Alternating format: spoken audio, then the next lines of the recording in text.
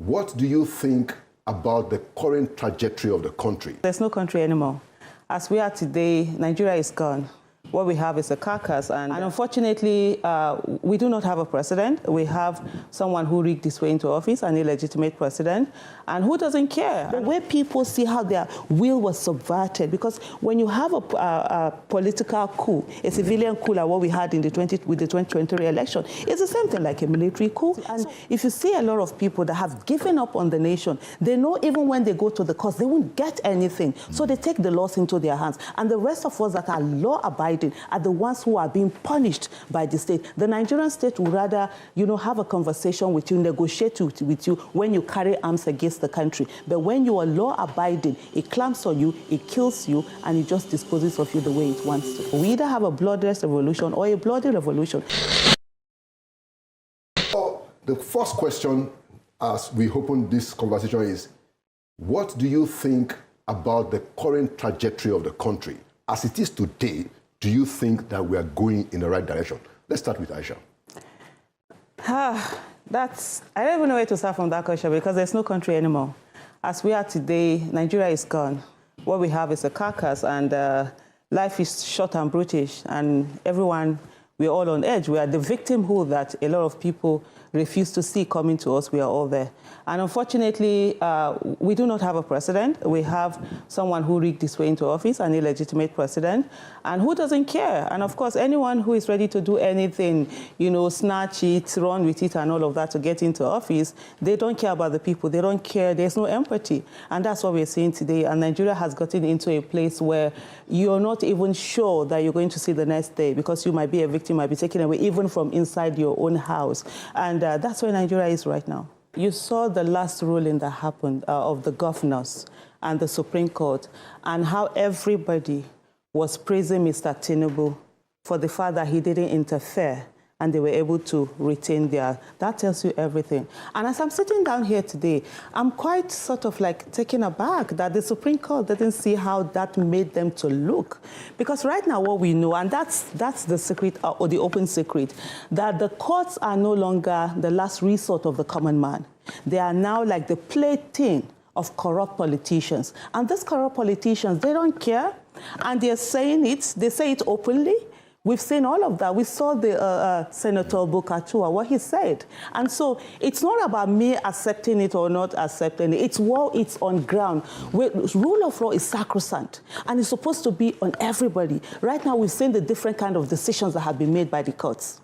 So the way it goes, the court itself, there's no independence. We have judiciary capture, we have media capture, everything there seems to be, even the legislative capture, it's under sort of like one party, one person doing whatever they want to do with it. And at the end of the day, every Nigerian is suffering. There's something many people say. They say Nigerians don't react. That no matter how much you push Nigeria to the walls, they don't react. They say Nigerians are reacting. The people who are killing, they are reacting. That's their own form of protest. Their own is an illegal form of protest, because the legal form of protest, they've clamped down on it. They've stopped people from doing that. And every one of us is suffering, because there are some people who no longer see any hope. Because when you go to the courts, and if you see a lot of people that have given up on the nation, they know even when they go to the courts, they won't get anything. So they take the laws into their hands. And the rest of us that are law-abiding are the ones who are being punished by the state. The Nigerian state would rather, have a conversation with you, negotiate with you when you carry arms against the country. But when you are law-abiding, it clamps on you, it kills you, and it just disposes of you the way it wants to. So as I bring it back to Aisha, you supported the Labour Party presidential candidate, which suggests to me that you probably have the belief that we can change it through getting some people in government. Is that your own approach to try to fix the trajectory that you think is not right? Yeah, so for me, absolutely. Political activism is very important. Staying out of politics and saying that, by the way, I'm not a member of the Labour Party. I say a lot of people make that assumption. I'm a supporter, because I believe in candidacy more than I do of party.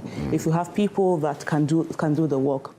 As much as activism and politics, the end result is supposed to be for the greater good of the people, where those who are on the side of advocate and like, this is the problem, then those who are in the political side who get into office, who get elected, fix the problem. So it's that, demand and supply side of governance that Dr. Obi Ezekwesili would always talk about. And so for me, it's very important for people to begin to participate. We have to participate in that politics, as flawed as it is. Yes, I totally agree that the capture of judiciary didn't start today. I mean, we saw in 2015 when the Supreme Court said that the card reader was not admissible in the law. And that sort of like changed the course of all the, the electoral reform that was done at that time. So we've seen a lot of things that have gone on.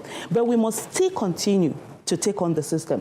One of the things that we don't take into cognizance is the fact that the first set of dictators that many Nigerians, or if not all Nigerians met, were actually from the home, were parents. We're brought up in a society where, as a younger person, you can't speak up. You don't speak up to your parents. You don't challenge them. You don't ask them, why did they do this? You'll be called disrespectful. You'll be called a stubborn child. For those of us that did as kids, we got a lot of beating. So, and then people went on. Teachers also continued the suppression, and people became adults, and they simply replaced their parents' teachers with government. So some people feel that, oh, you can't challenge government, you can't do that. So it's going to take a long time. It's a mindset thing that will happen. But the thing is that it's inevitable. Like Showore said, of course, the bloody revolution is always the best. A bloody revolution doesn't take anyone anywhere. You either have and it's inevitable, we either have a bloodless revolution or a bloody revolution. The 2023 election was actually a bloodless revolution, where people who hitherto had never bothered about politics, were never interested. They didn't think it was, they didn't see the relationship between governance and their lives, decided that they were going to be part of that political process. And they were part of it. And at the end of the day, the process was not allowed to go through.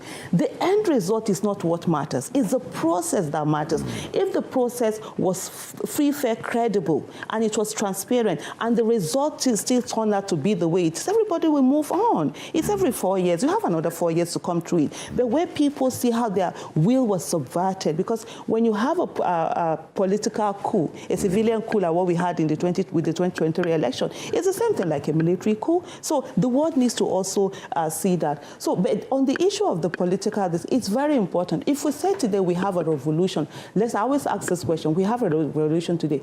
Who are we going to put in these offices? We need to begin to create leaders. We don't have leaders. We have a vacuum because people have stayed away from politics, looking at it as it's dirty. Let's not do it. So we just have people get money or one thing or the other. The next thing they run for office, they get in there without any preparation, without even knowing anything. You see someone, they say, oh, come and run for be president. I'm like, you don't just become president like that. You have to. There's certain things, there's certain competent skills that you're supposed to acquire, leadership skill, empathy, your EQ, IQ, and all of that along the way. So we must begin to engage in that process of that politics and say, okay, let's get into it one way or the other. Yes, it looks difficult. If we don't have the revolution, and revolution, nobody can call for a revolution. That's one thing. It has to happen on its own. I always say to people, when that revolution will happen, we'll all see ourselves on the streets and we'll be saying, even you bros, you might be here. Sis, you might join us. That's the way to go. But until we get to that stage, can we begin to prepare sort of like that leadership so that we have a sort of a critical mass of people that we get into leadership position and actually serve the people, not the ones that we get in there and then they'll begin to do what we're seeing today. Because most of the people who are in leadership today were actually the ones who were fighting for this democracy, were the ones who were fighting for human rights, but they got in there, they became, from baby monsters, they became gigantic monsters. So there you have it, guys. Our African leaders try to do their best, in their speeches and try to make speeches that actually to show, their efforts in trying to help manage the challenges which Africa is actually facing through and has been facing through since the colonial times. And so we here to really listen to these speeches and to share our thoughts in the comments. And so whatever it is you guys think about these speeches, please do share your thoughts in the comments. Thank you for watching, guys. I really hope you enjoyed this video. Please share and like and subscribe, because that's the way you support Kwazemi as a channel, an Afrocentric channel, where we try to understand deeper issues in African history and hopefully develop a collective intelligence on how we wish to build the Africa we want to see as people of Africa. See you in the next one.